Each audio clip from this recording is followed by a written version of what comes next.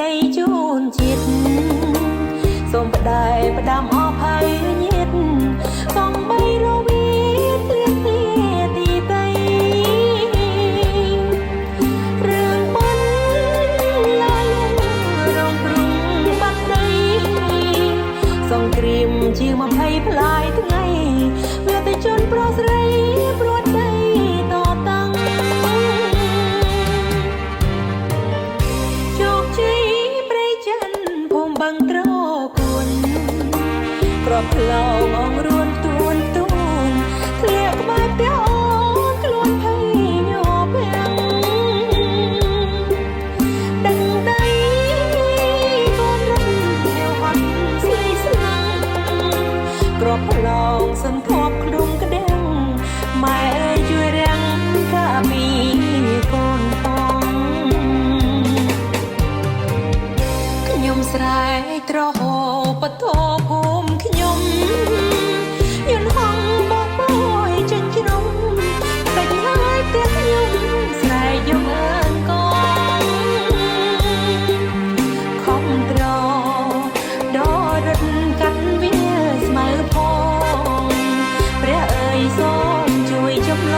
ងឲ្យផុតទុក្ខផងរងប្រសាសង្គ្រាមបញ្ឈប់ខ្ទប់កណ្ដាលផ្លូវ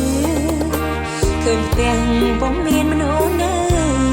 ក្រលែងមកផ្លូវពុំមានមនុស្សដើរផ្លូវថ្មីពាត់លោផ្លើភ្លុំពងថ្នាហុំពាត់ភូមិឋានបវររាជខ្មែរស្រីធ្ងអាសូរភូមិណាំ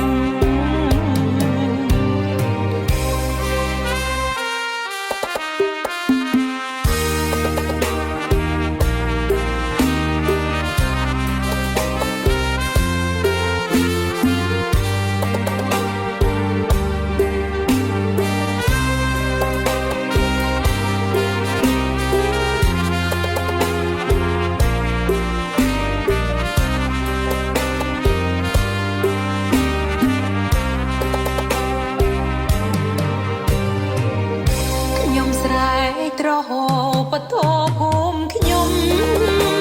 យន្តហងបោះបោយចេញជ្រុំតែញហើយផ្ទះខ្ញុំស្រែកយកអើនកងខំត្រដរត់កាត់វាស្មៅផងព្រះអើយសូមជួយចម្លងឲ្យផុតទុក្ខផងរងប្រសាសង្គ្រាមបញ្ឈប់ខ្ទប់កណ្ដាលផ្លូវឃើញផ្ទះពុំមានមនុស្សនៅក្រលែងមកផ្លូវពុំមានមនុស្សដើរផ្លូវថ្មីពាត់លោផ្លើភ្លុំពងថ្នាហុំពាត់ភូមិឋានបវររាជខ្មែរស្រី